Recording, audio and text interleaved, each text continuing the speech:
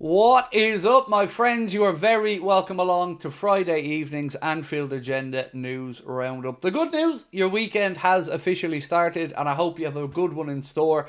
I do apologise, the video's an hour later than usual. It's been a busy day in the Houlden household, but I'm not going to leave you hanging any longer. We're going to get straight into it, and today we're going to be talking about Jamie Carragher believing that Liverpool need not just 1, 2, 3, 4 or 5, but 6 new signings in the summer. We're going to be bidding farewell to Kevin De Bruyne from the Premier League, so we're going to talk very quickly about him and his legacy in the league.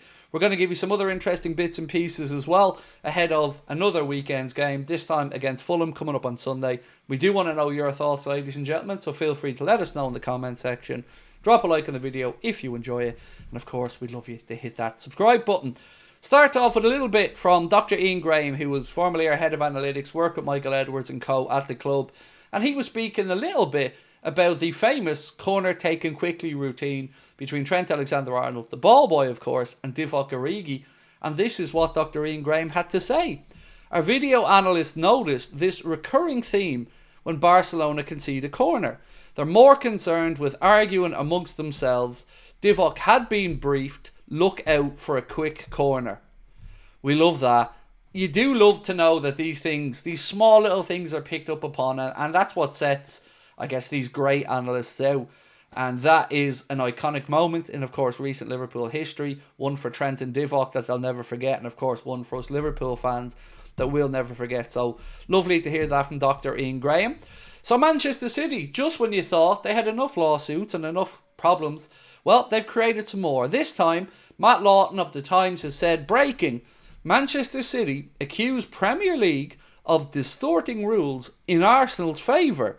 New legal claim submitted by the English champions. Now, of course, they can only use the phrase the English champions for a few more weeks before it officially becomes ours. But this is about, well, ownership and ownership loans and stuff like that. And they feel that, like they've said before, they've been persecuted. The tyranny of the majority, I believe was their phrase. Well, we'll leave them to it, but it is yet another battle for the Premier League, Manchester City, and of course the only winners in these situations are usually the lawyers. Kevin De Bruyne, it has been announced today that Kevin De Bruyne is leaving Manchester City at the end of the season. Now look, I have no love lost for Manchester City as a club, you know that, but it would be unfair of me to sit here and say anything other than Kevin De Bruyne has been an incredible player, an incredible talent, an incredible addition to the Premier League during his time, of course, at both Chelsea. Then he went over to Germany and back with Manchester City. As much as I don't like that football club, this man, well, he's been a pain in our backsides, obviously, as a Liverpool fan, but he is an incredible talent. In my opinion, the best to do it since Steven Gerrard in midfield. And, you know, it would be unfair of me as a fan of football in the Premier League not to sit here and acknowledge the greatness of Kevin De Bruyne.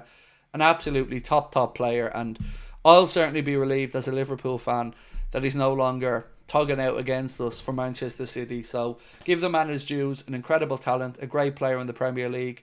And let me know in your thoughts, in your comments, where do you think he ranks among the great Premier League midfielders? So, caught offside. Well, I don't know how much I believe this story, but I got to bring it to you anyway.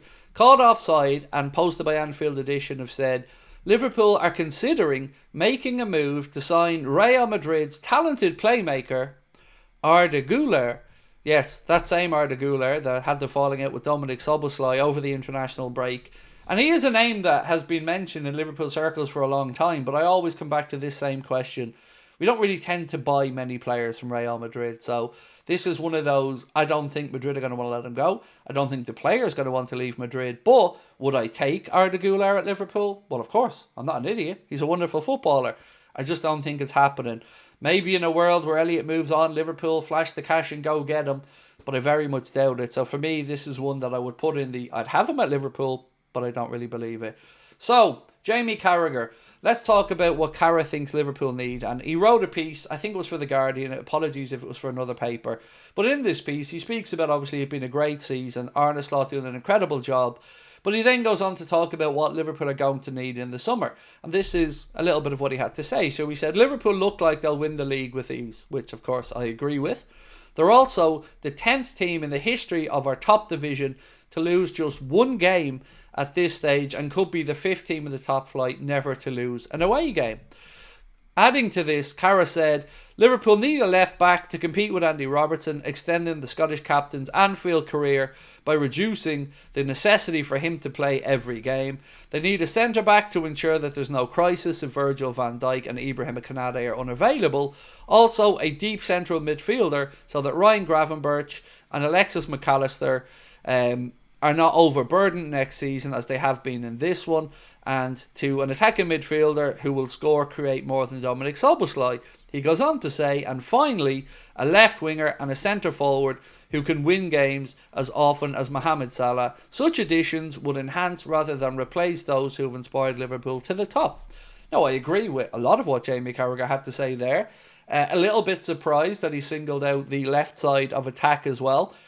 He must believe that Luis Diaz is moving on this summer because, you know, we have Diaz and Gakpo at the minute. Centre forward, look, you're not going to get any Liverpool fan arguing against the club going out and bringing in a centre forward. I'm glad he mentioned midfield because I absolutely believe we still need that extra midfield body. As I've said before, if it's by Cech, fair enough. But if we move on an Endo or a Harvey Elliott, then we definitely need an addition there. With regards to the centre-back situation, again, I'm in agreement. He doesn't really mention there anything about Jarell Quansah or Joe Gomez. He speaks about Virgil van Dijk and Ibrahim Konate, and if one of those are injured, needing a replacement. And again, I agree, nothing against Jarell Quansah, but I feel a lot more comfortable if we finally replaced Joel Matip and brought in somebody like a Dean Huijsen, somebody who we know can be at the football club for the next 5, 6, 7, 8 years. Look, there are many other centre-back options. Mark Gay could be another one. He's somebody with 1 year to go on his Palace deal at the end of this season. So let me know what you guys think. 6 signings, if we do keep Mohamed Salah and Virgil van Dijk, feels like maybe one too many for me. If both of those gents stayed and everybody else was staying, I would say 4. But I think we will see 1 or 2 move on. So for me, 5 kind of feels in and around the right number. A left back, no argument there. We'll need a right back when Trent goes.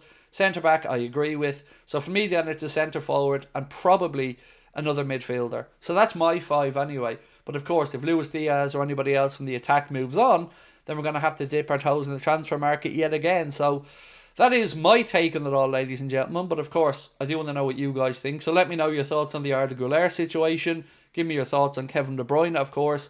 And tonight we will be back live 8:45 with the late night agenda.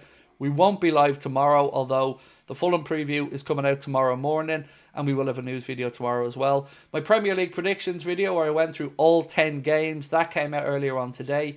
Hope you get a chance to watch it. And of course, we won't see it tomorrow live, but on Sunday we will be live from 12:45 in the afternoon to take you through the Fulham game, match reaction, player ratings video, and of course we'll be back live Sunday night for a late night agenda as well. Hope you guys have a wonderful weekend in store. Thank you so much for tuning in, and we'll talk soon. Much love, my friends. Bye bye.